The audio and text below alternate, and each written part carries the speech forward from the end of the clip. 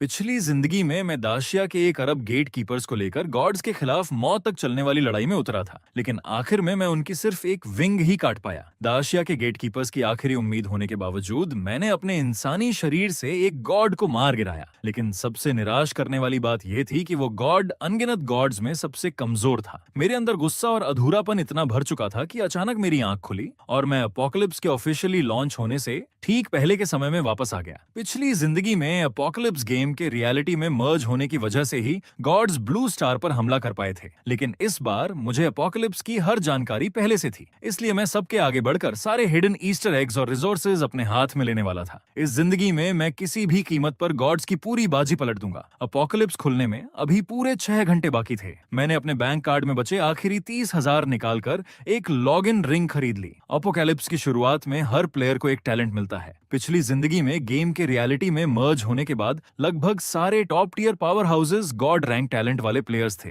जबकि मैं अकेला था जिसने एफ रैंक टैलेंट के साथ दुनिया की चोटी तक पहुंचने का कारनामा किया था। आखिरकार घड़ी में 12 बजे और अपोकलिप्स ऑफिशियली लिव हो गया। मेरी नजरें तेज हो गईं और मैंने लॉग इन रिंग का बटन दबा दिया। तभी आवाज आई, welcome to apocalypse, please confirm your nickname. मैंने बिना एक पल सोचे जवाब दिया, गॉड स्लेयर। फिर आवाज आई, respected god slayer, next please draw your talent. मेरे सामने एक रंग बिरंगा रूलेट व्हील उभर आया। मैंने उसे बस हल्के से उंगली से घुमा दिया। अगले ही पल आवाज गूंजी, congratulations god slayer, you have drawn an F rank sword type talent. ये देखते ही मेरा चेहरा उतर गया। मुझे तुरंत याद आया कि पिछली जिंदगी में भी मुझे यही टैलेंट मिला था, लेकिन इस बार मुझे जरा भी चिंता नहीं हुई, क्योंकि सिर्फ मैं जानता था कि अपोकलिप्स में अभी भी कुछ ऐसे हिडन तरीके मौजूद हैं जिनसे गॉड रैंक टैलेंट हासिल किया जा सकता है। मेरी नजर धुंधली हुई और जब सब साफ दिखाई देने लगा तो मैं पहले से ही एक गांव के एंट्रेंस पर खड़ा था। मैंने बिना समय गंवाए सीधे बिगिनर विलेज नंबर 6 की तरफ दौड़ लगा दी। इस अजीब टैलेंट के साथ अगर मैंने जल्दी से वो गॉड रैंक टैलेंट क्वेस्ट पूरा नहीं किया और कोई दूसरा मुझसे पहले वहां पहुंच गया तो मेरा खेल वहीं खत्म हो जाता। गांव में जिन एनपीसीज के सिर पर क्वेस्ट मार्कर्स थे, मैं उन सबको नजरअंदाज करता हुआ सिर्फ एक जगह पहुंचा, बन शॉप। अपोकलिप्स की दुनिया में हर बिगिनर विलेज में एक शेयर्ड क्वेस्ट होता था और उस क्वेस्ट का ट्रिगर सिर्फ एक बन था। पिछली जिंदगी में दाशिया के 5वें नंबर के प्लेयर यिंगशी ने ये क्वेस्ट पूरी तरह संयोग से पूरा किया था। क्वेस्ट क्लियर करने के बाद उसे गॉड रैंक टैलेंट रीसेट मिला और फिर उसने पूरी स्ट्रैटेजी फोरम्स पर डाल दी थी। एक बन की कीमत सिर्फ एक कॉपर कॉइन थी, इसलिए मैंने सीधे 5 बन्स खरीदे और तुरंत गांव के एंट्रेंस की तरफ भागा। कुछ देर ढूंढने के बाद आखिर मुझे वो फटे हाल नीले हरे कपड़ों वाला आदमी दिखाई दे गया। एंट्रेंस पर बैठा वो भिखारी गहरी नींद में खर्राटे ले रहा था और उसके पास एक आधा टूटा हुआ कटोरा रखा था। मेरी आहट सुनते ही उसने आधी आंख खोली और मुझे देखते ही घुटनों के बल बैठ गया। उसने कहा, sir please have mercy on me, give me a little money, just 10 copper coins, that's all. मैंने शांत स्वर में कहा, मेरे पास पैसे नहीं है, लेकिन एक गरम बन जरूर है। मीट बन की खुशबू आते ही उसने जोर से निगल लिया। फिर उसने कहा, सर अगर आप मुझे वो बन दे दें तो मैं आपको एक सीक्रेट बताऊंगा। मैंने बिना कुछ बोले बन उसकी तरफ उछाल दिया। उसने पल भर भी इंतजार नहीं किया और उसे तुरंत खा गया। फिर होंठों पर लगी चिकनाई चाटते हुए ऐसे मुस्कुराया जैसे उसका मन अभी भी नहीं भरा हो और बिना कुछ कहे मुड़कर जाने लगा। मैंने अपनी जेब से दूसरा बन निकाल लिया। अगले ही पल वो हवा की तरह वापस मेरे सामने आ गया और मेरी हथेली में पकड़े बन को लालच भरी नजरों से घूरने लगा। मैं हल्का सा हंसा और मुड़कर चलने लगा। वो तुरंत घबरा गया और बोला, ठीक है, मैं बता देता हूँ। उसकी बात खत्म होते ही मेरे सामने एक क्वेस्ट प्रॉम्प्ट उभर आया, बेगर्स सीक्रेट। क्वेस्ट का कंटेंट पागलपन से कम नहीं था। मुझे पूरे 1000 रैबिट्स मारने थे और 1000 रैबिट फर इकट्ठा करने थे। यही वो क्वेस्ट था जो गॉड रैंक टैलेंट देता था, सिर्फ 10 कॉपर कॉइन्स के बदले 1000 रैबिट्स मारना। कोई भी सामान्य इंसान इतनी बेकार लगने वाली चीज पर अपना समय बर्बाद नहीं करता। मैंने बिना हिचकिचाए क्वेस्ट एक्सेप्ट कर लिया और क्वेस्ट पैनल के बताए रास्ते पर चलते हुए बिगिनर विलेज के बाहर वाली पहाड़ी पर पहुंच गया। मेरे सामने अनगिनत जंगली रैबिट्स भरे पड़े थे। उन्हें देखकर मेरी ट्राइपोफोबिया तक जाग गई। मैंने बिगिनर्स लॉन्ग सोर्ड को कसकर पकड़ा और सबसे पास खड़े 5 रैबिट्स पर नजर टिकाई। मेरी तलवार घूमी और सामने खड़े 3 रैबिट्स के ऊपर से निकल गई। हवा में 3 लाल डैमेज नंबर्स उभरे। जो रैबिट्स अभी एक पल पहले तक सुस्त लग रहे थे, उनकी आंखें अचानक लाल हो गईं और उन्होंने अपने बड़े बड़े दांत निकाल लिए। उनके हमले के सामने भी मैं बिल्कुल शांत रहा। मैं अपने कदम बदलता गया, उनके हर लंच को डोड करता गया और मेरी लॉन्ग स्वॉर्ड लगातार उनकी हेल्थ काटती रही। गाइज, मुझे रिसेंटली एक एक स्पोर्ट्स प्रेडिक्शन प्लेटफॉर्म के बारे में पता चला और मैंने इसे एक्सप्लोर किया। प्लेटफॉर्म पर क्रिकेट और दूसरे स्पोर्ट्स इवेंट्स के लिए कॉन्टेस्ट्स और प्रेडिक्शन ऑप्शंस अवेलेबल हैं। नए यूजर्स के लिए प्लेटफॉर्म पर वेलकम ऑफर्स भी अवेलेबल हैं। रजिस्ट्रेशन के दौरान प्रोमो कोड हाइपर 400 यूज करने पर यूजर्स 70,000 रुपए तक के वेलकम बेनिफिट्स या बोनस ऑफर्स के लिए एलिजिबल हो सकते हैं। Terms and conditions apply. Withdrawal के लिए यूपीआई, फोन पे और बैंक ट्रांसफर जैसे ऑप्शंस भी अवेलेबल हैं। ध्यान रहे कि स्पोर्ट्स प्रेडिक्शन और गेमिंग में फाइनेंशियल रिस्क होता है। हमेशा रिस्पॉन्सिबली पार्टिसिपेट करें और सिर्फ उतनी ही अमाउंट यूज करें जितनी आप अफोर्ड कर सकते हैं। अगर आप इंटरेस्टेड हैं तो लिंक और promo code HYPER400 comment section में अवेलेबल है। डिटेल्स और एलिजिबिलिटी कंडीशंस जरूर चेक कर लें। आखिर मेरी आखिरी स्लैश पढ़ते ही तीनों रैबिट्स दर्द से चीखे और जमीन पर रैबिट फर बनकर बिखर गए। रीइंकार्नेशन का अनुभव होने के बावजूद सिर्फ 3 रैबिट्स को गाइड करने में मुझे पूरे 3 मिनट लग गए। मैंने अपना पैनल देखा। एक रैबिट सिर्फ एक एक्सपीरियंस पॉइंट दे रहा था और लेवल 2 तक पहुंचने के लिए मुझे पूरे 100 रैबिट्स मारने थे। मैंने एक पल भी बर्बाद नहीं किया और लगातार मॉन्स्टर्स खींचकर ग्राइंड करना शुरू कर दिया। इस बार मैंने एक साथ 5 रैबिट्स अपनी तरफ खींच लिए। मुझे यह क्वेस्ट जितनी जल्दी हो सके खत्म करनी थी। 10 मिनट बाद मेरी आखिरी सोर्ड स्ट्राइक के साथ रैबिट्स का एक और झुंड रैबिट फर में बदल गया और रोशनी की एक चमक मेरे शरीर पर फैल गई। मैं आखिरकार लेवल 2 पर पहुंच चुका था। मैंने तुरंत मिले 5 फ्री स्टैट पॉइंट्स स्ट्रेंथ में डाल दिए, जिससे मेरा अटैक बढ़कर 10 हो गया। इसका मतलब था कि अब मेरी ग्राइंडिंग स्पीड काफी बढ़ने वाली थी, लेकिन सिर्फ 10 अटैक से मेरा मन नहीं भरा। इसलिए फार्मिंग जारी रखने के बजाय मैं सीधे बिगिनर विलेज वापस गया और 10 कॉपर कॉइन्स देकर एक नया वेपन खरीद लिया। लेकिन जब मैंने अपने हाथ में उस टेढ़ी मेढ़ी चीज को देखा जो आधी जली हुई लकड़ी जैसी लग रही थी, तो मेरा मन किया कि यहीं शॉप ओनर से लड़ पड़ूं। मैंने मन ही मन कहा, इसे तुम वेपन कहते हो? मेरे गांव में इससे बेहतर डंडा तो सड़क पर पड़ा मिल जाता। अगर इसमें 5 बोनस अटैक नहीं होता तो मैं इसे उसी वक्त फेंक देता। अब मुझे एक रैबिट मारने में सिर्फ 4 हिट्स लगते थे और मैं एक साथ 10 रैबिट्स तक खींच सकता था। 200वां रैबिट मरने के बाद मैंने अपना पैनल देखा। एक्सपीरियंस सिर्फ 50 पॉइंट्स बढ़ा था। लेवल 3 तक पहुंचने के लिए मुझे पूरे 1000 वाइल्ड रैबिट्स मारने पड़ते। सिर्फ 10 कॉपर कॉइन्स वाले क्वेस्ट के लिए 1000 रैबिट्स। जब तक कोई लेवल 3 पहुंचता तब तक बाकी प्लेयर्स पता नहीं कितने आगे निकल चुके होते। सिर्फ एक लेवल पीछे रह जाने का मतलब था कम से कम 5 फ्री स्टैट पॉइंट्स हमेशा के लिए खो देना। तभी बिगिनर विलेज नंबर 6 में और भी प्लेयर्स आने लगे। ये देखकर मेरे पास सिर्फ एक ही रास्ता था, मुझे और तेज होना था। मैं लगातार रैबिट्स को बड़े बड़े ग्रुप्स में खींचकर रोटेशन में खत्म करता गया। प्लेयर्स की संख्या बढ़ती गई और जिस रैबिट जोन में मैं फार्मिंग कर रहा था वहां भी भीड़ जमा होने लगी। तभी किसी ने मेरा लेवल देखकर हैरानी से कहा, कमाल है, ये बंदा पहले ही लेवल 2 पर पहुंच गया, इतनी जल्दी लेवल कैसे कर लिया? एक खुद को प्रो प्लेयर कहने वाला आदमी मुझे कुछ देर तक देखता रहा, फिर हंसते हुए बोला, इसे एक साधारण रैबिट मारने में इतना समय लग रहा है, कितना बेकार है। इतने सारे प्लेयर्स मुझे ग्राइंड करते देख रहे थे, इसलिए उस तथाकथित प्रो को लगा कि खुद को साबित करने का इससे अच्छा मौका नहीं मिलेगा। अगले ही पल वो मुक्के उठाकर आगे दौड़ा और घास खा रहे एक रैबिट पर घूंसा मार दिया। नतीजा बिल्कुल ऐसा हुआ जैसे किसी ने भिनभिनाते छत्ते में हाथ डाल दिया हो। एग्रो ट्रिगर होते ही आसपास के कई रैबिट्स लाल आंखों के साथ उस पर टूट पड़े। हवा में डैमेज नंबर्स की पूरी लड़ी फूट पड़ी। उसकी आंखों में डर अभी आया ही था कि उसका पूरा शरीर सफेद रोशनी में बदल गया और वहीं से गायब हो गया। पूरा इलाका एकदम शांत हो गया। किसी ने कांपती आवाज में कहा, ये क्या, इन रैबिट्स का अटैक 10 है और हेल्थ 50? मैंने बस सिर हिलाया और बिना रुके मैदान के और अंदर जाकर रैबिट्स मारता रहा। पीछे से किसी ने कहा, ये बंदा तो सच में बहुत खतरनाक है। दूसरे ने जवाब दिया, सच में, वो खुद को प्रो कहने वाला रैबिट से ही 1 शॉट हो गया। कितनी शर्म की बात है। तीसरा बोला, और इसे देखो, हर बार इतना बड़ा पैक खींचता है। इसकी मूवमेंट, अवेयरनेस और कंट्रोल सब कुछ डराने वाला है। लोग आपस में लगातार फुसफुसाते रहे और जब तक मैं उनकी नजरों से पूरी तरह ओझल नहीं हो गया तब तक वो वहीं मुझे देखते रहे। उसके बाद ही सब अपने अपने क्वेस्ट्स लेने के लिए अलग हो गए। समय बीतता गया और आखिरकार मेरे रैबिट किल्स की गिनती 999 तक पहुंच गई। अब मुझे उस भिखारी का क्वेस्ट पूरा करने के लिए सिर्फ एक रैबिट और मारना था। मैंने अपना शरीर मोड़कर एक रैबिट का हमला डॉज किया और फिर बिल्कुल आराम से एक ही स्लैश में आखिरी रैबिट को खत्म कर दिया। सुनहरी रोशनी की एक चमक मेरे शरीर पर फैली और मैं लेवल 3 पर पहुंच गया। मैंने अपने बैग में रखे 1000 रैबिट फर को देखा और लंबी सांस छोड़ी। पूरे 1000 रैबिट्स मारने के बाद मुझे सिर्फ 105 कॉपर कॉइन्स और 3 पीसेस ऑफ इक्विपमेंट मिले थे। ये गेम तो रिवॉर्ड्स ऐसे बांट रहा था जैसे किसी भिखारी को टाल रहा हो। मैं सीधे बिगिनर विलेज लौटा और भिखारी के सामने जाकर क्वेस्ट आइटम्स जमा कर दिए। उसने मेरी तरफ देखकर कहा, थोड़ा देर नहीं कर दी, फिर भी बिगिनर विलेज के लिए अच्छा काम किया है, ये तुम्हारा रिवॉर्ड है। उसने 10 कॉपर कॉइन्स निकालकर मेरे हाथ में रख दिए और फिर वापस लेट गया, लेकिन मैं वहां से हिला तक नहीं। मैं बस खड़ा होकर उसके आगे बोलने का इंतजार करता रहा। काफी देर बीत गई, फिर भी वो जरा सा भी नहीं हिला। मेरे माथे पर तुरंत गुस्से की लकीरें उभर आईं। मैंने मन ही मन कहा, बूढ़े, किसे बेवकूफ बना रहे हो? मैं सर्वर खुलते ही 2 घंटे पहले अंदर आया, तब से लगातार रैबिट्स मारते मारते मेरे हाथ तक दुखने लगे हैं।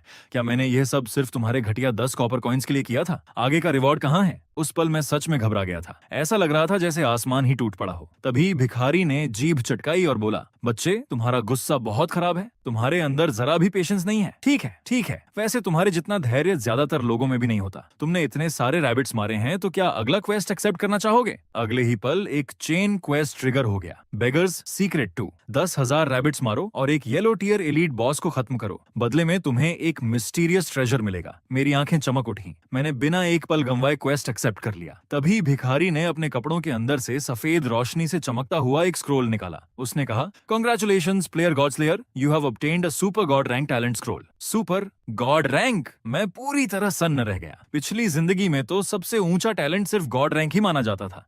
कहीं ऐसा तो नहीं गॉड रैंक से भी ऊपर कुछ मौजूद था? Super god rank. पिछली जिंदगी में मैंने इसे देखा तो दूर, इसका नाम तक कभी नहीं सुना था। मैंने बिना देर किए स्क्रोल एक्टिवेट कर दिया। जल्दी अवेकन हो जाओ। तभी सिस्टम की आवाज गूंजी, congratulations player god slayer, you have awakened the server's only super god rank talent, invincible magic tank. You have also obtained the unique title Heaven Gifted। मैं कुछ पल तक बिल्कुल जड़ होकर खड़ा रह गया। ये सच है, मुझे तो गॉड रैंक टैलेंट तक नहीं मिला था और अब गॉड रैंक से भी ऊपर का टैलेंट मेरे हाथ लग गया। अगर बाकी प्लेयर्स ये देखते तो यकीनन चिल्ला उठते, मैं इसे नहीं मानता, कोई चीटिंग कर रहा है, ये गेम खेलना ही नामुमकिन है। लेकिन मुझे बाहरी दुनिया की कोई परवाह नहीं थी। मैंने तुरंत अपना स्टेटस पैनल खोल लिया। Invincible magic tank, super god rank talent. जितने भी मॉन्स्टर्स में मारूंगा मेरी मैक्सिमम हेल्थ उतनी ही बढ़ती जाएगी और हर 1000 हेल्थ अपने आप स्पेल पावर में बदल जाएगी।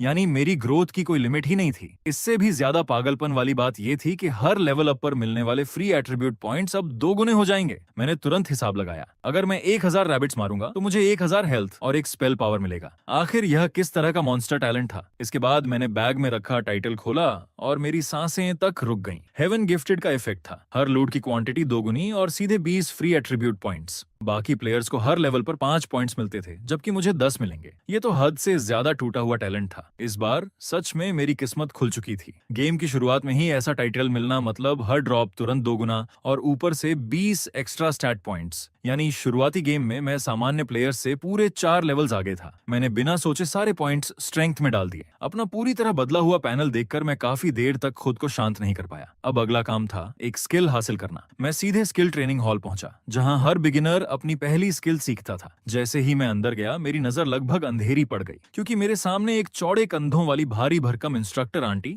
दीवार की तरह रास्ता रोककर खड़ी थी। उसने कहा, respected player please choose your मेज स्किल। उसने अपना बायां हाथ हिलाया और मेरे सामने 4 स्किल्स आ गईं, fireball, water shot, blade art और लाइटनिंग कैनन। मैंने उनकी डिस्क्रिप्शंस पढ़ी और कुछ पल के लिए रुक गया। मैंने मन ही मन सोचा, क्या मेज स्किल्स हमेशा इतनी बेकार होती हैं? क्या मैं इन्हें सीखे बिना आगे बढ़ सकता हूँ? इंस्ट्रक्टर आंटी ने बिना कुछ कहे अपना दायाने हाथ उठाया और उसकी हथेली में एक जलती हुई आग की गेंद बन गई। अपनी मौत बिल्कुल सामने देखकर मैंने तुरंत सबसे प्यारी मुस्कान चेहरे पर ला दी और बोला, असल में मुझे अभी अभी एहसास हुआ कि फायरबॉल मेरे लिए बिल्कुल परफेक्ट है। उसने हल्का सा सिर हिलाया और फिर हाथ घुमा दिया। लाल रोशनी की एक किरण सीधे मेरे दिमाग में समा गई। स्किल सीखते ही मैं उस हॉल से ऐसे भागा जैसे किसी बड़ी मुसीबत से जान बचाकर निकल रहा हूँ।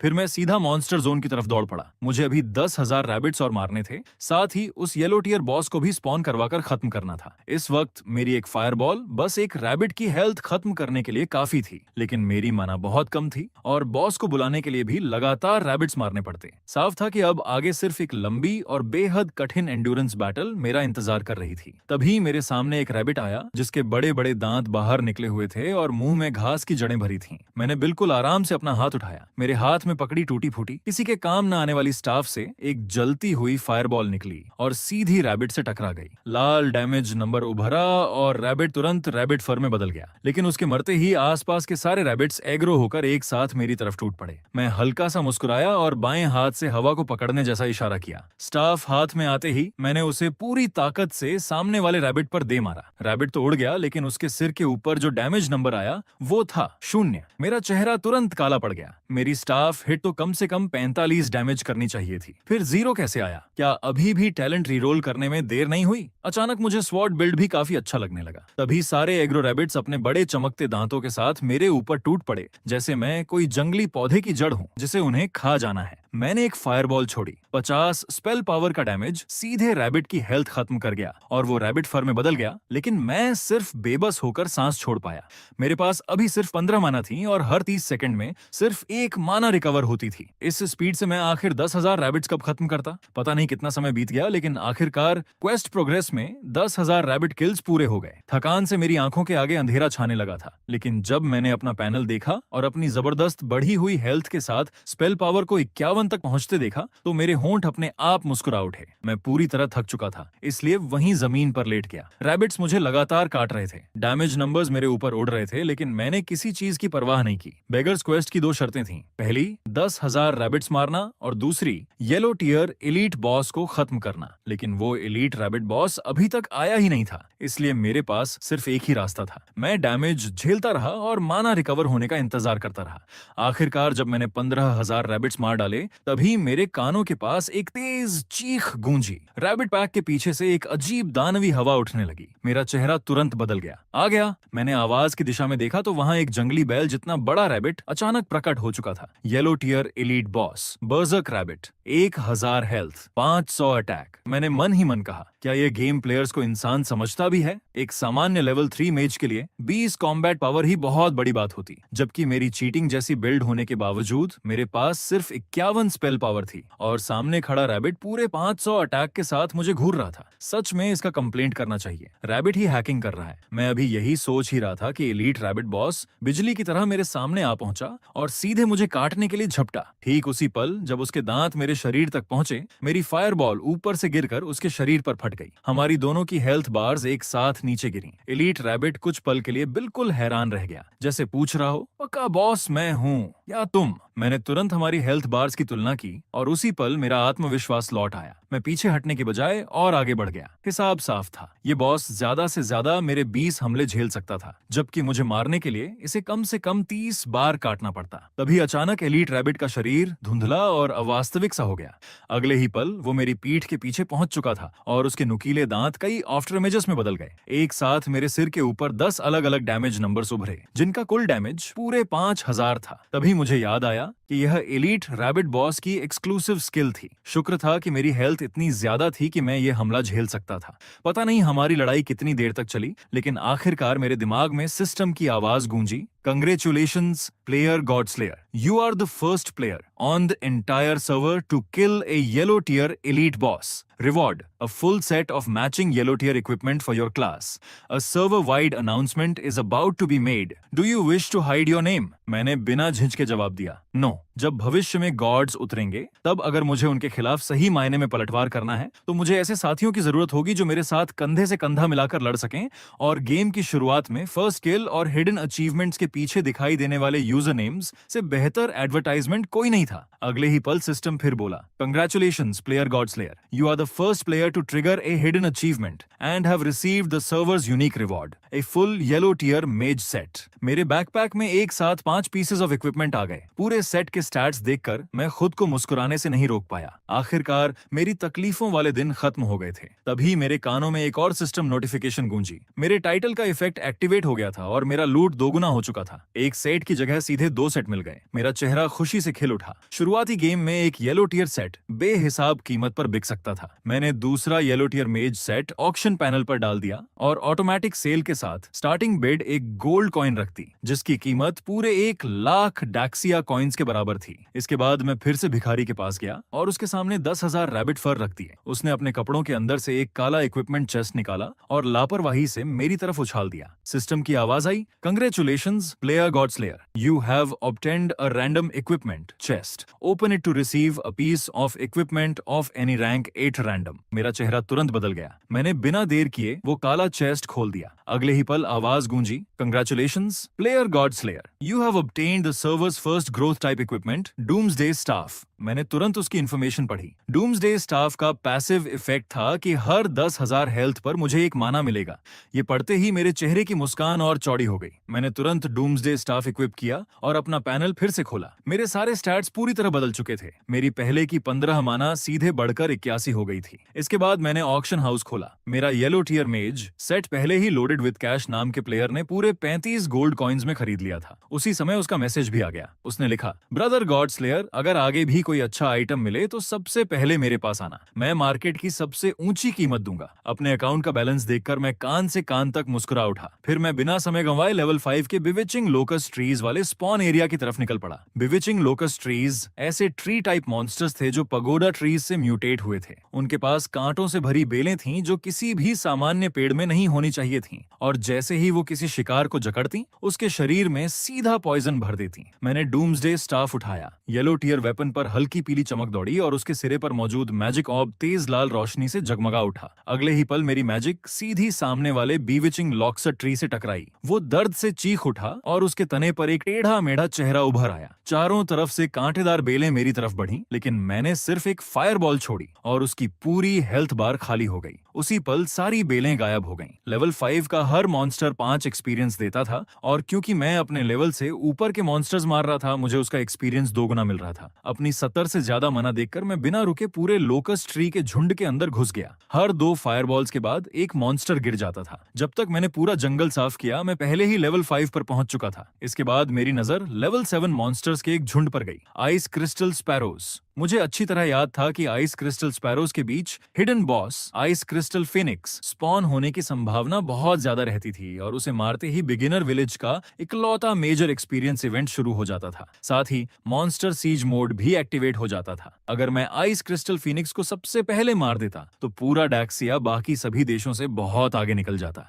पिछली जिंदगी में मॉन्स्टर सीज मोड सबसे पहले यूनाइटेड स्टेट्स ने एक्टिवेट किया था, और वही बढ़त बाद में नेशन वॉर्स के दौरान डैक्सिया के लिए बहुत भारी साबित हुई थी। इसलिए इस बार डैक्सिया की किस्मत बदलने के लिए मुझे हर हाल में आइस क्रिस्टल फिनिक्स को सबसे पहले खत्म करना था। कुछ देर सोचने के बाद मैंने कम्युनिकेशन सिस्टम खोला और लोडेड विद कैश को मैसेज भेजा। Urgently need a fire element, area of effect, skill book. लगातार ग्राइंडिंग करते हुए मुझे अब पूरी तरह समझ आ चुका था कि एरिया डैमेज स्किल्स कितनी जरूरी होती हैं। फायरबॉल अब मेरी असली ताकत नहीं दिखा पा रही थी, और आइस क्रिस्टल स्पैरोज जैसे आइस एट्रीब्यूट मॉन्स्टर्स के सामने फायर एलिमेंट एरिया स्किल मेरी कॉम्बैट पावर को कई गुना बढ़ा देती। ज्यादा देर नहीं लगी और लॉडेड विद कैश ने सीधे आइटम भेज दिया। मैंने बैकपैक खोला और स्किल बुक देखी। वाइल्ड फायर स्किल इफेक्ट, 10 माना खर्च करके लगातार 5 फायरबॉल्स छोड़ो जो टारगेट से टकराते ही एरिया डैमेज करती हैं। मैंने तुरंत मैसेज भेजा, इस स्किल बुक के कितने गोल्ड कॉइन्स हुए? मैं अभी ट्रांसफर कर देता हूँ। उसने जवाब दिया, कोई जल्दी नहीं, पहले इस्तेमाल करो। बस आगे चलकर अगर कोई अच्छा आइटम मिले तो अपने इस भाई को मत भूलना। मैंने उसे दोबारा कोई जवाब नहीं दिया, लेकिन मन ही मन तय कर लिया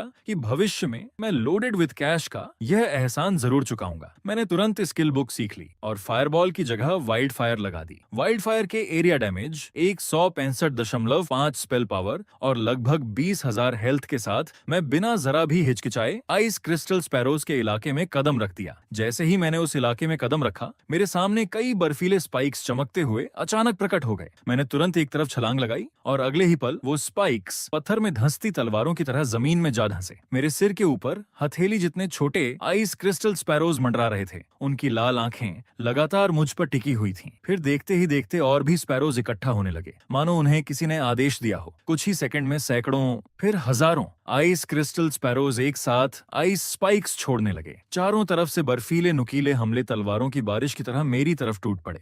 मैंने तुरंत अपने कदम बदले और उसी अजीब फुटवर्क का इस्तेमाल करते हुए बिजली जैसी रफ्तार से लगातार डॉज करता गया। उस अफरा तफरी में मैंने ज्यादातर अटैक से खुद को बचा लिया। कुछ स्पाइक्स ऐसे थे जिन्हें पूरी तरह बचाना नामुमकिन था, लेकिन लगभग 20,000 हेल्थ होने की वजह से मैं उन्हें सीधे झेल सकता था। डॉज करते हुए मेरे हाथ में पकड़ा डूम्सडे स्टाफ आग जैसी लाल रोशनी से चमक उठा। अगले ही पल बास्केटबॉल जितनी बड़ी 5 फायरबॉल्स एक साथ घने आइस क्रिस्टल स्पैरोज के झुंड में जा टकराईं और जोरदार धमाके के साथ फट गईं। पूरे 100% डैमेज बोनस की वजह से एक ही अटैक ने लगभग 400 डैमेज कर दिया, और उसमें बर्न डैमेज के साथ एरिया इफेक्ट भी शामिल था। सिर्फ एक वाइल्ड फायर ने लगभग पूरे आसमान में उड़ रहे स्पैरोज को आग की लपटों में घेर लिया। 3 सेकंड भी नहीं बीते थे कि लगातार चीखों के बीच आइस क्रिस्टल स्पैरोज एक एक करके हवा से गिरने लगे। मैंने लगातार 4 बार वाइल्ड फायर इस्तेमाल किया, और जो झुंड कुछ देर पहले पूरे आसमान में फैला हुआ था, उसके बीचों बीच एक विशाल खाली जगह बन गई।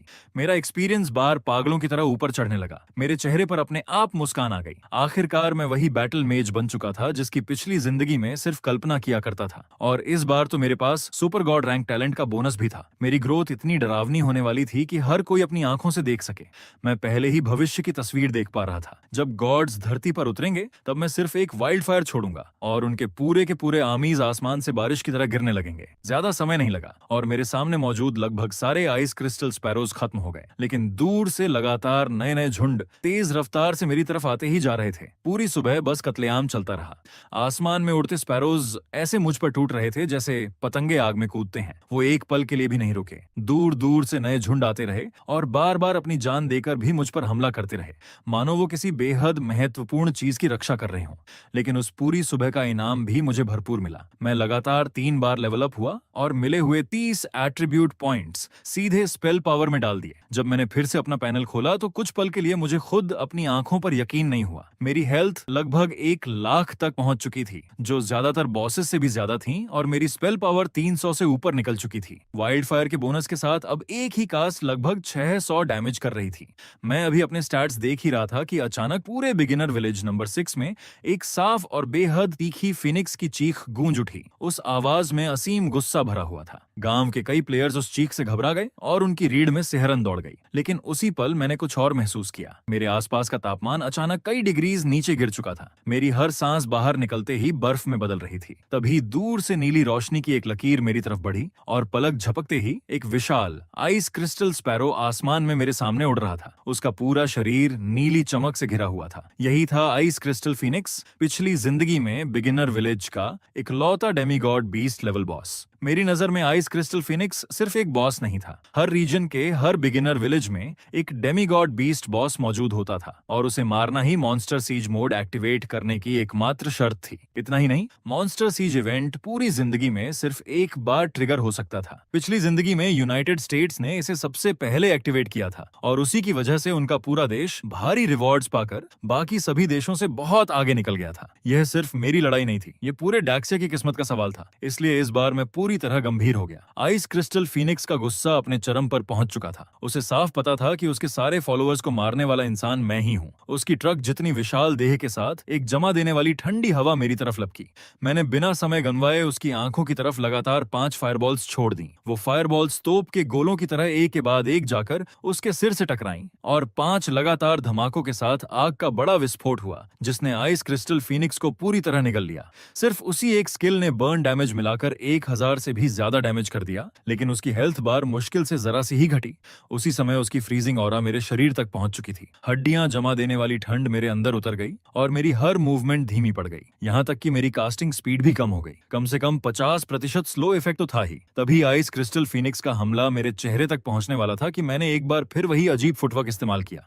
उसका पंजा मेरी छाती के सामने से बस 1 इंच की दूरी पर निकल गया। मुझे खुद भी यकीन नहीं हो रहा था। पंख और इतनी तेज मोबिलिटी तो उसके पास होनी चाहिए थी, मेरे पास नहीं। लेकिन चाहे आइस क्रिस्टल फिनिक्स कितनी भी तेज क्यों ना हो, मेरी लगातार काइटिंग के सामने वो मेरे एक बाल तक को छू नहीं पा रहा था। दूसरी तरफ वो लगातार मेरी फायरबॉल्स खाता जा रहा था और हर फायरबॉल उसके ऊपर बर्न डैमेज भी छोड़ रही थी। धीरे धीरे उसकी विशाल हेल्थ बार आधे से नीचे पहुंच गई। उसकी हेल्थ जितनी कम होती गई, उसकी आंखें उतनी ही लाल होती चली गईं। तभी उसने एक बेहद तीखी फिनिक्स की चीख मारी। अगले ही पल आसमान के ऊपर बर्फ और जमा देने वाली एनर्जी का एक विशाल गुच्छा इकट्ठा हो गया और जहां मैं खड़ा था वो जगह पल भर में जमी हुई सर्दियों की दुनिया बन गई। एक क्षण बाद अनगिनत आइस क्रिस्टल्स आसमान से मेरी तरफ टूट पड़े। पहला आइस क्रिस्टल जैसे ही मुझसे टकराया, मुझे उसी पल समझ आ गया कि हालात खराब हो चुके हैं। नीले सफेद रंग का वो क्रिस्टल तलवार की तरह मेरे शरीर में लगा और तुरंत फट गया। चारों तरफ जमा देने वाली धुंध फैल गई।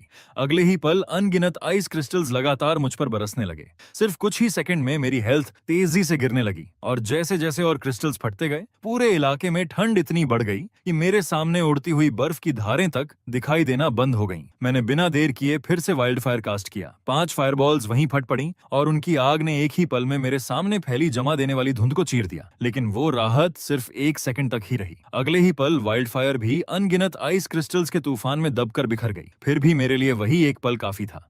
उस घने बर्फीले हमले के बीच मैंने अपनी पूरी ताकत लगाकर लगातार डोडज करना शुरू कर दिया। पूरे 2 मिनट तक बिना रुके हर दिशा से बॉम्बार्डमेंट चलता रहा और पूरा इलाका ठंडी धुंध में डूब गया। आसमान में उड़ रहा आइस क्रिस्टल फीनिक्स आखिरकार थका हुआ दिखाई देने लगा और धीरे धीरे नीचे उतरने लगा। तभी उसके पीछे अचानक आग की 5 लकीरें चमकी। लगातार धमाकों के साथ वो हल्का नीला फीनिक्स फिर से आग की लपटों में घिर गया। मैंने राहत की सांस ली, लेकिन मेरी सांस भी हवा में निकलते ही बर्फ के टुकड़ों में बदल गई। शुक्र था कि सबसे अहम पल पर मैं उस भयंकर ठंड के स्लो इफेक्ट से निकलकर डेंजर जोन से बाहर आ गया था। अगर मैं उसके बीच फंस जाता तो 1 लाख एक्स्ट्रा हेल्थ भी मुझे फीनिक्स के उस स्वागत से नहीं बचा पाती। सिर्फ उसी थोड़ी सी भिड़ंत में मेरी हेल्थ 2000 से भी नीचे आ चुकी थी। 90,000 से ज्यादा हेल्थ पल भर में गायब हो गई थी, लेकिन मेरे लिए 2000 हेल्थ भी काफी थी। मैंने फिर से वही अजीब फुटवर्क शुरू कर दी और आइस क्रिस्टल फीनिक्स के चारों तरफ घूमते हुए उसे काइट करने लगा। अब साफ दिख रहा था कि वो रेन ऑफ फ्रोजन फेदर्स बार बार इस्तेमाल नहीं कर सकता, इसलिए उसकी हेल्थ फिर से धीरे धीरे गिरने लगी, जबकि मेरी हेल्थ अब बिल्कुल भी कम नहीं हो रही थी। उसका हर हमला बेकार जा रहा था। लड़ाई के बीच अचानक मेरी नजर तेज हो गई। मैंने देखा कि उसकी गर्दन के आसपास के फेदर्स फिर से चमकने लगे हैं। मैं आगे बढ़ने की बजाय पहले पीछे हटा, फिर जमीन पर जोर से पैर मारकर पूरी रफ्तार से उसकी तरफ झपटा। आइस क्रिस्टल फीनिक्स ने अपनी चोंच खोल ली थी और अपना अल्टीमेट स्किल छोड़ने ही वाला था कि मैंने अपनी हथेली से एक काली चीज उसकी खुली चोंच के अंदर ठूंस दी और शांत आवाज में कहा, वाइल्ड फायर। अगले ही पल उसकी नीली गर्दन के अंदर 5 लाल चमकें एक साथ दिखाई दी और उसकी चोंच के भीतर लगातार 5 धमाके हुए। उस भयंकर विस्फोट से पूरा आइस क्रिस्टल फीनिक्स कांप उठा। उसकी गर्दन बुरी तरह झुलस गई और जो फेदर्स अभी चमक रहे थे वो तुरंत बुझ गए। रेन ऑफ फ्रोजन फेदर्स उसी पल इंटरप्ट हो गया। यह तरीका भविष्य में हर खिलाड़ी जानता था, स्किल कास्ट होने से पहले उसे इंटरप्ट करना। जब तक दोनों के बीच ताकत का अंतर बहुत ज्यादा न हो, यह तरीका हमेशा काम करता था। लेकिन इस समय दुनिया में मेरे अलावा कोई इसे जानता ही नहीं था। स्किल इंटरप्ट होते ही आइस क्रिस्टल फीनिक्स के पास पलटवार करने का कोई मौका नहीं बचा। अब वो बस बार बार अपनी चोंच और पंजों से मुझ पर हमला करने की कोशिश करता रहा, लेकिन हर कोशिश बेकार साबित हुई। समय बीतता गया और उसकी वो 1 लाख वाली हेल्थ बार अब लगभग खत्म हो चुकी थी। उसमें 50 से भी कम हेल्थ बची थी। मेरा दिल तेजी से धड़कने लगा। इस बार डैक्सिया ही मॉन्स्टर सीज मोड एक्टिवेट करने वाला पहला देश बनेगा। मेरे सामने एक बहुत बड़ा रिवॉर्ड मेरा इंतजार कर रहा था। मैं अंदर से जोश से भर चुका था, लेकिन मेरे हाथ लगातार चलते रहे। डूम्सडे स्टाफ फिर से लाल रोशनी से चमक उठा।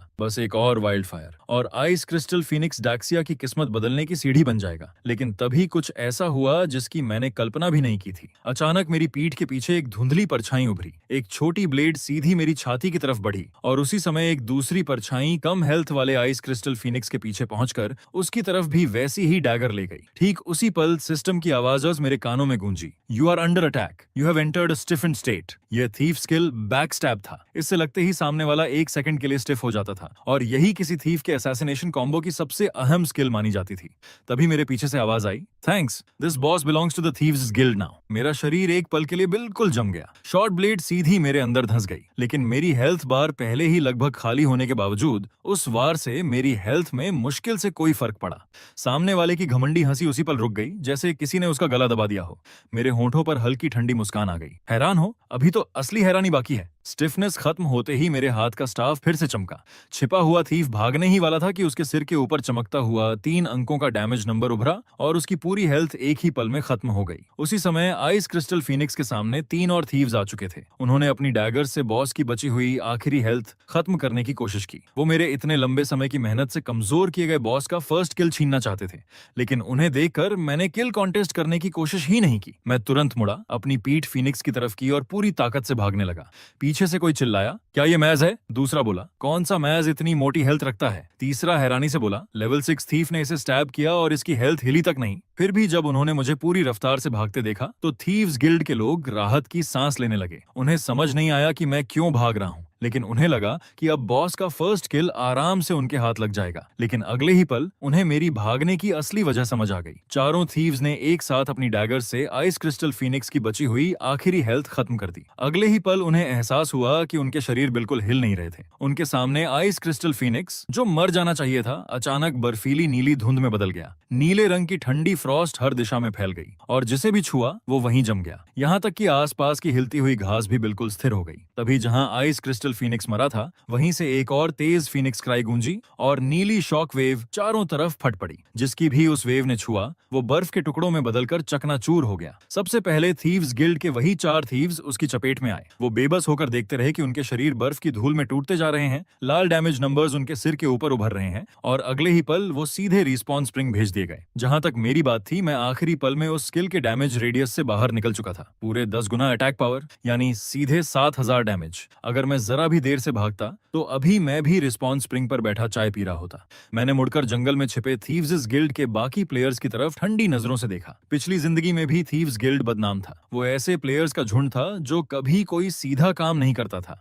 दूसरों के पीछे छिपकर फर्स्ट किल्स चुराना, बॉस ड्रॉप्स लूटना और अंधेरे में गंदे काम करना ही उनका शौक था। जहां फायदा दिखता वहां उन्हें किसी भी हद तक गिरने में शर्म नहीं आती थी।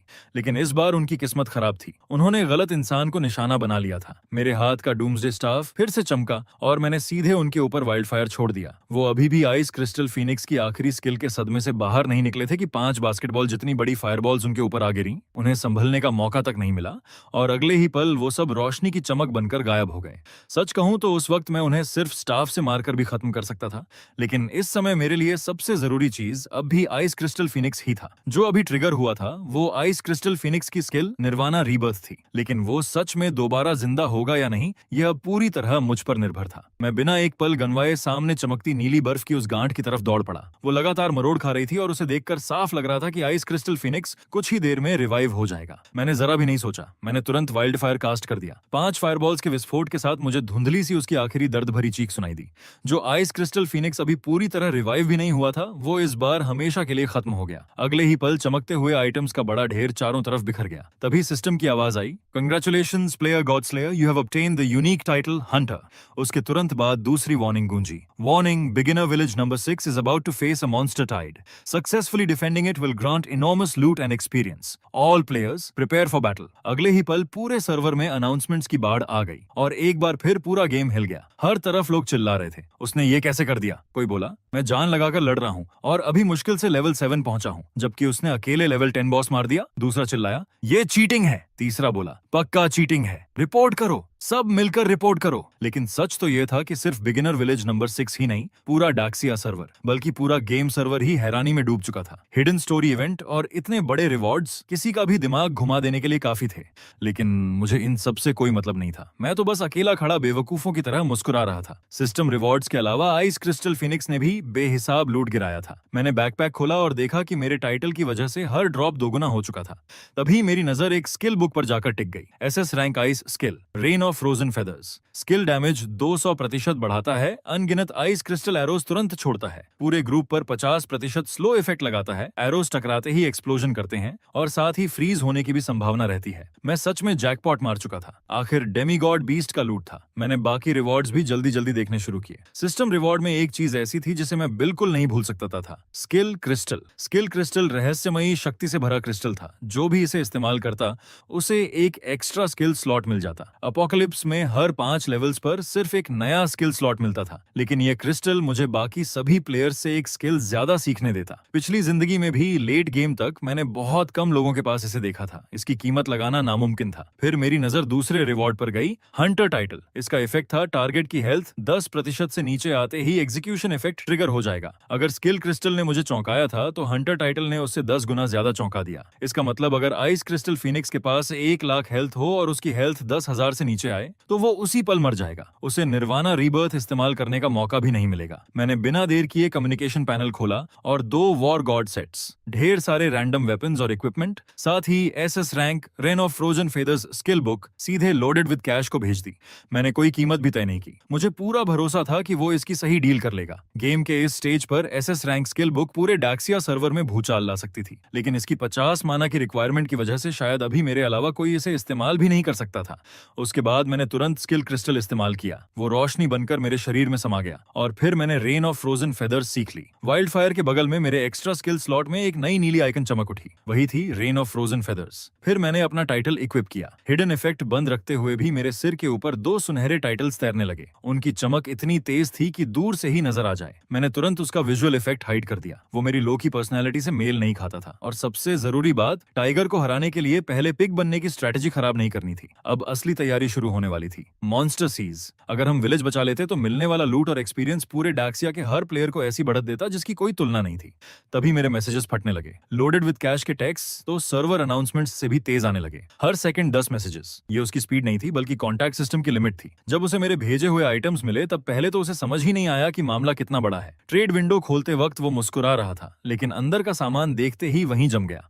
अगले ही पल उसने खुद को संभाला, सामने खड़े असिस्टेंट का कंधा पकड़ लिया और बोला, अभी इसी वक्त गिल्ड के हर भाई को खबर दो, जितना भी लिक्विड फंड है सब मेरे अकाउंट में ट्रांसफर कराओ। असिस्टेंट दंग रह गया। उसने पूछा, पूरी गिल्ड का फंड? आखिर हुआ क्या है? अपोकलिप्स में आने से पहले ही लोडेड विद कैश कई ऑनलाइन गेम्स में जाना पहचाना नाम था। उसकी पर्सनैलिटी और जबरदस्त बिजनेस इंस्टिंक्ट की वजह से ही उसने पहले कई बड़े ट्रेड्स किए थे और उसी से आज उसकी इतनी बड़ी गिल्ड बनी थी। असिस्टेंट ने एक पल भी बर्बाद नहीं किया और तुरंत बाकी गिल्ड मेंबर्स को खबर देने भाग गया। उधर लोडेड विद कैश ने मुझे लगातार मैसेजेस भेजने शुरू कर दिए। उसने लिखा, ब्रदर गॉड स्लेयर, बहुत बहुत धन्यवाद। हर blue grade war god set के लिए मैं 100 गोल्ड दूंगा, बाकी सारे वेपन्स और इक्विपमेंट के लिए 50 गोल्ड। उसका मैसेज पढ़कर मैं हल्का सा मुस्कुरा दिया। उसने सीधे 250 गोल्ड मेरे अकाउंट में भेज दिए। फिर कुछ देर बाद उसने फिर मैसेज किया, रेन ऑफ फ्रोजन फेदर्स की वैल्यू अभी इतनी ज्यादा है कि मैं ऑनेस्टली इसकी सही प्राइस नहीं लगा सकता। सच कहूं तो मुझे उम्मीद ही नहीं थी कि तुम मुझे ऐसा गिफ्ट दोगे। आखिर ये एसएस रैंक स्किल है।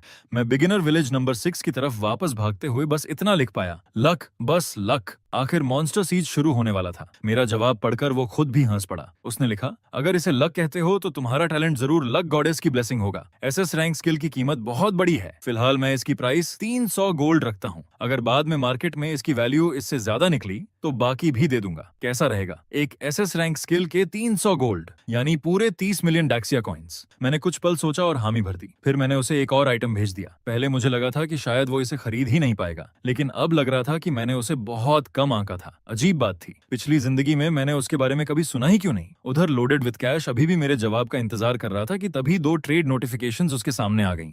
उसने जल्दी से दोनों खोली। दूसरी नोटिफिकेशन देखते ही वो फिर से जम गया। ट्रेड विंडो के अंदर सुनहरी रोशनी से चमकता हुआ गिल्ड क्रिएशन टोकन रखा था। उसकी सांस तक रुक गई। कुछ पल बाद उसने कांपते हुए मैसेज भेजा, ब्रदर गॉड स्लेयर, क्या तुम सच में गिल्ड क्रिएशन टोकन बेचना चाहते हो? तुम खुद गिल्ड नहीं बनाओगे? मैंने सिर हिलाया। अभी के समय में गिल्ड क्रिएशन टोकन बेहद दुर्लभ था, लेकिन लेट गेम में ये हर जगह मिल जाता। असली फर्क सिर्फ इतना था कि पहली गिल्ड बनने पर उसके सभी मेंबर्स को वाइल्ड मॉन्स्टर्स से 10% एक्स्ट्रा एक्सपीरियंस मिलता। मैंने जवाब दिया, जो प्राइस तुम्हें सही लगे वही रख दो, ये चीज इतनी खास नहीं है। मेरा मैसेज पढ़ते ही लोडेड विद कैश का चेहरा देखने लायक था। उसने तुरंत लिखा, 1000 गोल्ड। अगर कम हुआ तो बाद में और दूंगा, अगर ज्यादा हुआ तो रिफंड नहीं मिलेगा। मैं कुछ पल के लिए सच में चौंक गया। मैं तो इसे सिर्फ कुछ 100 गोल्ड में बेचने वाला था, लेकिन लोडेड विद कैश सच में अपने नाम जैसा ही था। अगले ही पल ट्रेड नोटिफिकेशन आया, ट्रेड कंप्लीट, 1550 गोल्ड क्रेडिटेड। एक ही पल में मेरे बैकपैक में एक 100 मिलियन से भी ज्यादा द डैक्सिया कॉइंस के बराबर धन आ चुका था। उस अविश्वसनीय बदलाव ने मुझे फिर से एहसास दिलाया कि मैं सच में दोबारा जन्म लेकर लौटा हूँ। मेरी नजर और भी दृढ़ हो गई। इस जिंदगी में मैं दुनिया की सबसे ऊंची चोटी पर खड़ा होकर सीधे गॉड्स का सामना करूंगा, और उस रास्ते का पहला कदम था इस मॉन्स्टर सीज से हर हाल में बचकर निकलना। उधर ट्रेड पूरा होते ही लोडेड विद कैश के हाथ भी लगातार कांप रहे थे। उसके हाथ में अब गिल्ड क्रिएशन टोकन था और उसके लिए इस समय इससे ज्यादा कीमती चीज कोई नहीं थी। इसकी मदद से उसका नाम पूरे अपोकलिप्स में बिजली की तरह फैलने वाला था। चाहे बिजनेस हो या गिल्ड रिक्रूटमेंट,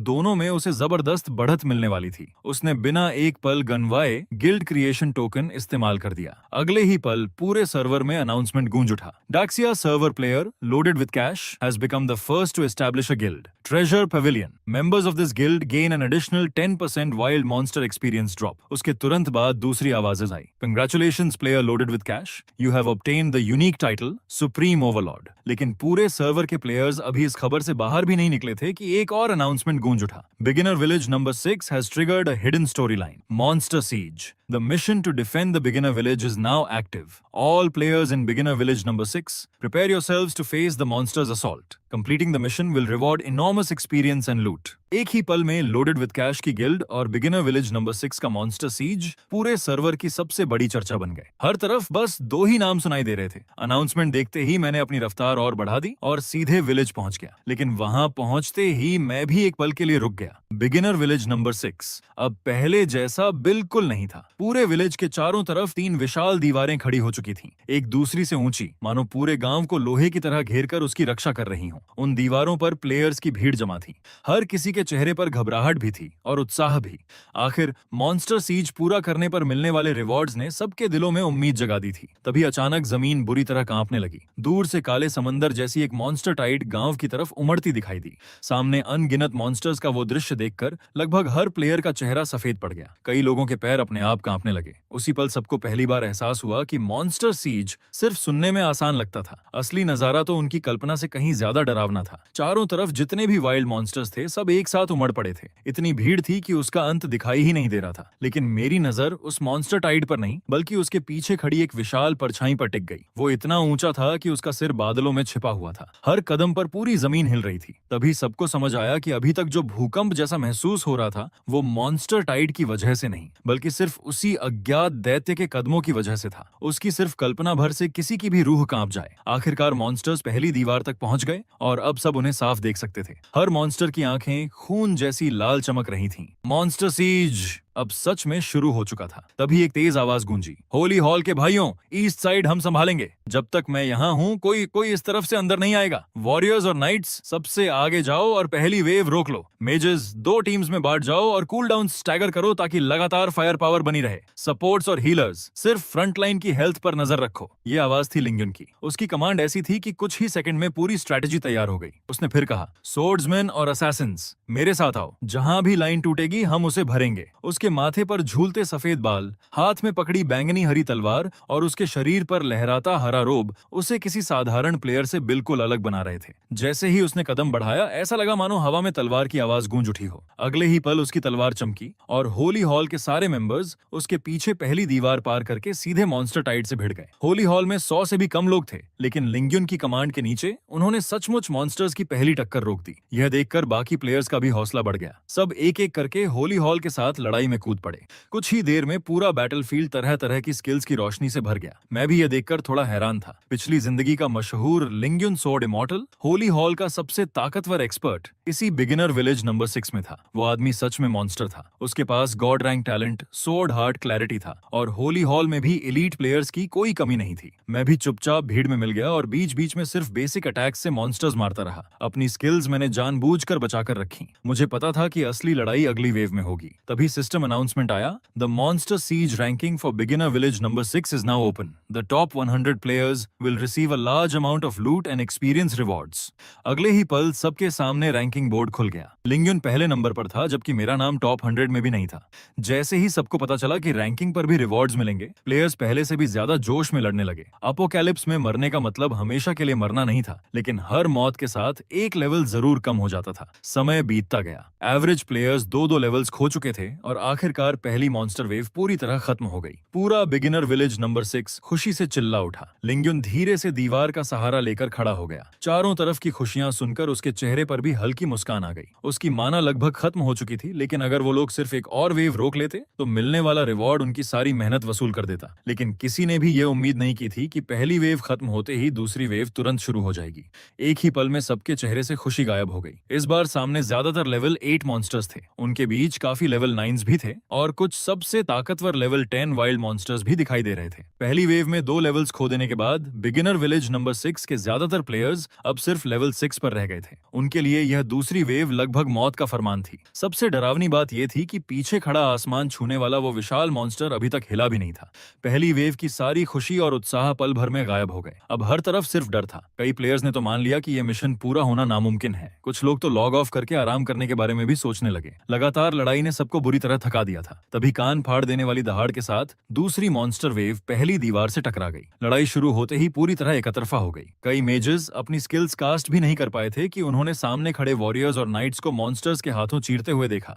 अगले ही पल उनकी अपनी आंखों के सामने भी अंधेरा छा गया और वो सीधे रिस्पॉन स्प्रिंग पहुंच गए। होली हॉल का बियर्डी भी रिस्पॉन स्प्रिंग पर वापस लौटा और गुस्से से चिल्लाया, मैं नाइट हूं, मैंने पूरा लाइट एजिलिटी सेट पहना हुआ है, मेरे पास पूरे 1000 हेल्थ हैं, फिर भी मैं इन मॉन्स्टर्स की पहली टक्कर तक नहीं झेल पाया। ऊपर से हर मौत पर एक लेवल कम हो रहा है। इसका मतलब हम जितनी बार मरेंगे उतने ही कमजोर होते जाएंगे। ईस्ट, साउथ, वेस्ट और नॉर्थ। बिगिनर विलेज नंबर 6 के चारों तरफ कैजुअलिटी रेट लगातार बढ़ता जा रहा था। प्लेयर्स बार बार रिवाइव होकर फ्रंट लाइन पर लौट रहे थे, लेकिन माना की कमी और मॉन्स्टर्स की ताकत के सामने उनकी लाइंस लगातार पीछे धकेली जा रही थीं। कुछ मॉन्स्टर्स तो पहली दीवार पर चढ़कर उसे तोड़ने की कोशिश भी शुरू कर चुके थे।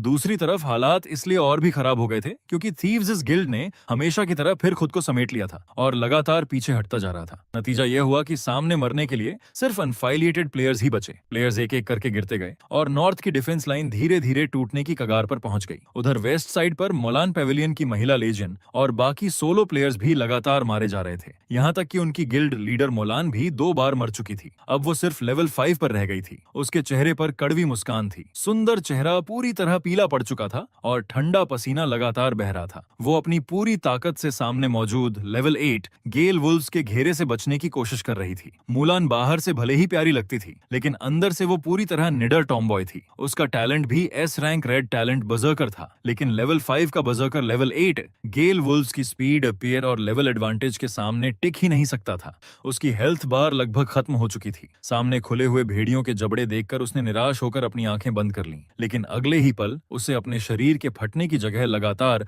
दर्द भरी चीखें सुनाई दी और गर्म हवा का झोंका उसके चेहरे से टकराया। उसने धीरे से अपनी आंखें खोली तो देखा कि कई जले हुए भेड़ियों की लाशें आग में जलती हुई रोशनी बनकर गायब हो रही थीं।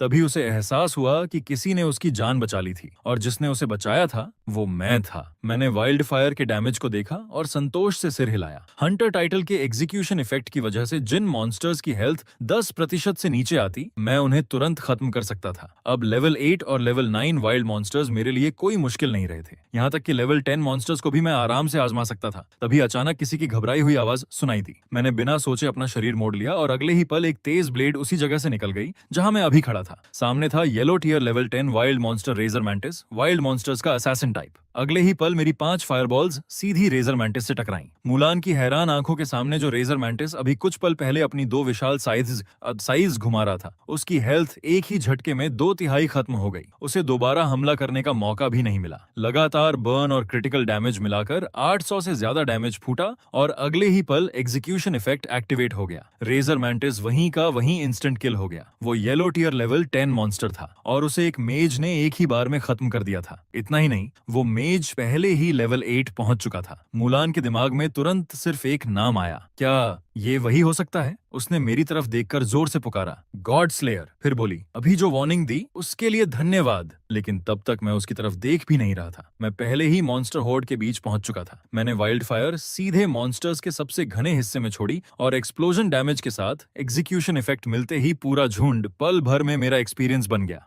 मुलान उत्साह से चिल्लाई, सच में गॉड स्लेयर है, हमारे बिगिनर विलेज नंबर 6 में इतना बड़ा प्लेयर है, ये मिशन बच गया। उसकी आवाज इतनी तेज थी कि वेस्ट डिफेंस लाइन पर मौजूद लगभग हर प्लेयर ने सुन लिया। अगले ही पल सबने ऐसा नजारा देखा जिसने उनकी बुझ चुकी हिम्मत फिर से जगा दी। एक अकेला मैज मॉन्स्टर होर्ड के बीच खड़ा था और हर बार 5 फायरबॉल्स गिरते ही मॉन्स्टर्स का पूरा झुंड गायब हो जाता था। उस दृश्य ने वेस्ट लाइन पर लड़ रहे हर प्लेयर को अंदर तक हिला दिया। कुछ लोगों ने तो यह भी देखा कि कई येलो टियर लेवल 10 रेजर मैंटिसेस पीछे से मुझ पर लगातार वार कर रहे थे, लेकिन मेरी हेल्थ बार जरा भी नहीं हिल रही थी। कई नाइट्स तो पूरी तरह सन्ने रह गए। कोई बोला, क्या मैंने गलत क्लास चुन ली? दूसरा चिल्लाया, क्या मेजर्स की हेल्थ इतनी होती है? तीसरा हैरानी से बोला, तो असली टॉप प्लेयर ऐसा होता है? मेरे वेस्ट लाइन में शामिल होते ही वहां मौजूद हर प्लेयर का हौसला कई गुना बढ़ गया। सब मेरे पीछे पीछे मॉन्स्टर होर्ड में घुस गए और पहली बार मॉन्स्टर्स पीछे हटने लगे। मॉन्स्टर सीज शुरू होने के बाद वेस्ट साइड पूरे बैटलफील्ड की पहली और इकलौती डिफेंस लाइन बन गई जिसने मॉन्स्टर्स को पीछे धकेल दिया था। हमने जबरदस्ती उनकी पूरी वेव तोड़ दी, लेकिन बाकी तीनों डिफेंस लाइंस की हालत बेहद खराब थी। होली हॉल और वर्ल्ड एंड जैसी 2 बड़ी गिल्ड्स अपनी पोजीशंस बचाते बचाते लगभग टूट चुकी थीं। उनके ज्यादातर मेंबर्स की लेवल्स गिरकर 3 के आसपास पहुंच गई थीं। जहां तक पिछली जिंदगी के मशहूर लिंग्युन स्वॉर्ड इमॉर्टल की बात थी, वो भी अब सिर्फ लेवल 4 रह गया था। उसने अपनी तरफ से सब कुछ कर दिया था, लेकिन दुश्मनों का लेवल बहुत ऊंचा था और उनकी ताकत उससे भी ज्यादा। होली हॉल की तरफ दूसरी दीवार टूटने ही वाली थी कि तभी साउथ बैटलफील्ड पर अचानक प्लेयर्स का एक बड़ा समूह दिखाई दिया। सबसे आगे हरे बैटलवेयर पहने कई महिलाएं थीं। उनके सामने एक लड़की अपने कद से भी बड़ी जायंट स्वॉर्ड उठाए दौड़ रही थी। वो थी मोलान पेविलियन की गिल्ड लीडर मोलान। उसके पीछे सोलो प्लेयर्स की भारी भीड़ थी। उसने जोर से चिल्लाकर कहा, बॉस लिंग्युन, हम सपोर्ट देने आ गए। लिंग्युन कुछ पल के लिए वहीं खड़ा रह गया। उसने देखा कि मोलान अपनी विशाल तलवार उठाए उसके पास से निकली और सीधे मॉन्स्टर होर्ड की तरफ दौड़ गई। लेकिन अगले ही पल एक फ्लेमिंग टाइगर ने उसकी गर्दन पकड़ ली और वो तुरंत सफेद रोशनी बनकर गायब हो गई। लिंग्युन के माथे पर काली लकीरें उभर आईं। उसने मन ही मन सोचा, ये सपोर्ट था या मजाक? लेकिन उसके पीछे बाकी प्लेयर्स बिना डरे लगातार आगे बढ़ते रहे। यह देखकर लिंग्युन का दिल गर्म हो गया। फिर अचानक उसका चेहरा फिर से गंभीर हो गया। क्या वेस्ट साइड गिर चुकी है। तभी मोलान दोबारा रिस्पॉन होकर वापस आ गई। उसने आते ही जोर से कहा, बॉस लिंग्युन, चिंता मत करो, बिग बॉस गॉड स्लेयर ने खुद एक्शन ले लिया है। वेस्ट साइड की मॉन्स्टर होर्ड पूरी साफन हो चुकी है। उन्होंने हमें पहले आपकी मदद के लिए भेजा है। नॉर्थ साइड का संकट खत्म करते ही वो खुद भी यहाँ आ जाएंगे।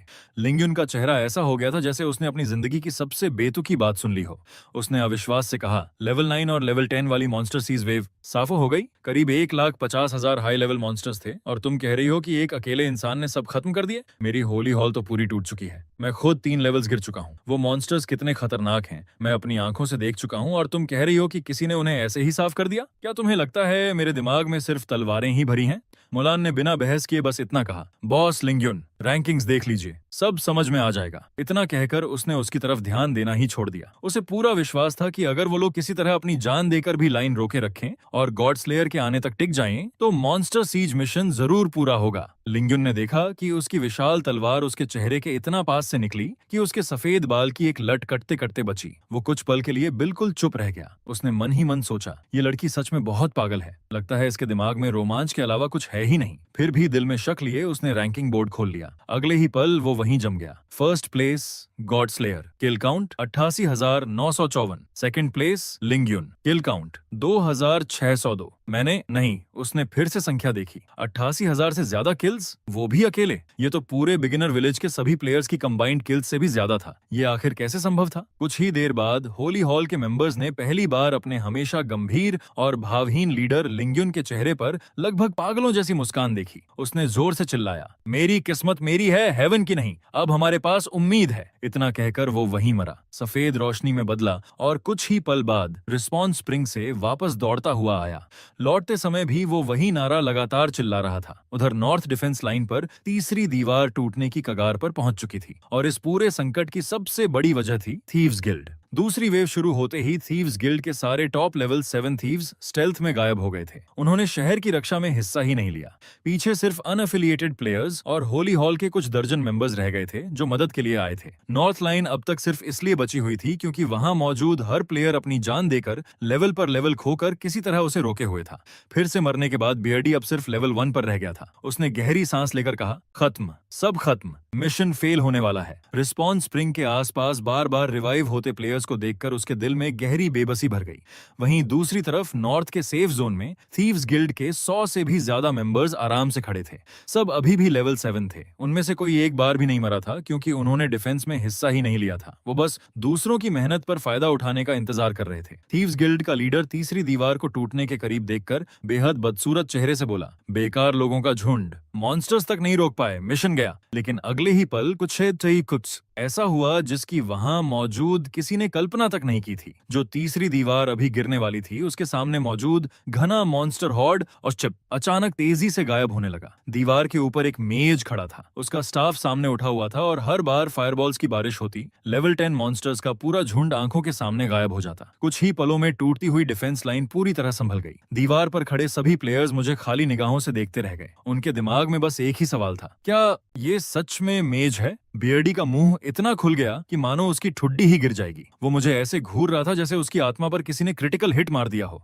मेरे सामने वो लेवल 10 मॉन्स्टर्स ऐसे मर रहे थे जैसे उनकी हेल्थ कागज की बनी हो। कोई बोला, क्या कोई एनपीसी गलती से बाहर आ गया है? दूसरा बोला, ये मैज नहीं, मैज एम्परर है। लेकिन बर्डी को सबसे बड़ा झटका तब लगा जब बीच बीच में कोई मॉन्स्टर मुझ पर हमला भी कर देता और मेरी हेल्थ बार जरा भी नहीं हिलती। उसने गुस्से में कहा, भाड़ में जाए नाइट क्लास, जिसे खेलनी है खेले। जैसे ही मैं लेवल 10 पहुंचकर क्लास एडवांसमेंट करूंगा, सीधा मेज बनूंगा। बस फैसला हो गया, ये आयरन वॉल गार्डियन नाइट वाली जिंदगी अब नहीं चाहिए। उधर सेफ जोन में थीव्स गिल्ड के सारे मेंबर्स एक दूसरे को फटी आंखों से देख रहे थे। किसी को अपनी आंखों पर यकीन नहीं हो रहा था। सिर्फ उनके गिल्ड लीडर का चेहरा लगातार और काला होता जा रहा था। उसने मुझे तुरंत पहचान लिया। मैं वही मेज था जिसने पहले उन्हें मार गिराया था, वही जिसकी हेल्थ पागलों जैसी थी और जिसकी वजह से उन्हें आधा दिन फिर से लेवल्स ग्राइंड करने पड़े थे।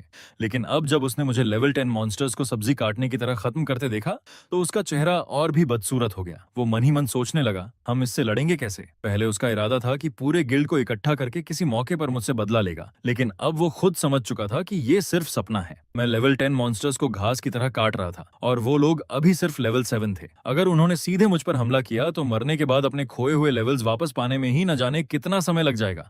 लेकिन इसके बावजूद वो इस बेइज्जती को निगल नहीं पा रहा था। उसकी नजरें लगातार मुझ पर टिकी रहीं। फिर अचानक उसकी आंखों में एक जहरीली चमक उभरी। लगता था उसके दिमाग में कोई नई चाल आ चुकी थी। उसके होंठों पर धीरे धीरे एक ठंडी खतरनाक मुस्कान फैल गई।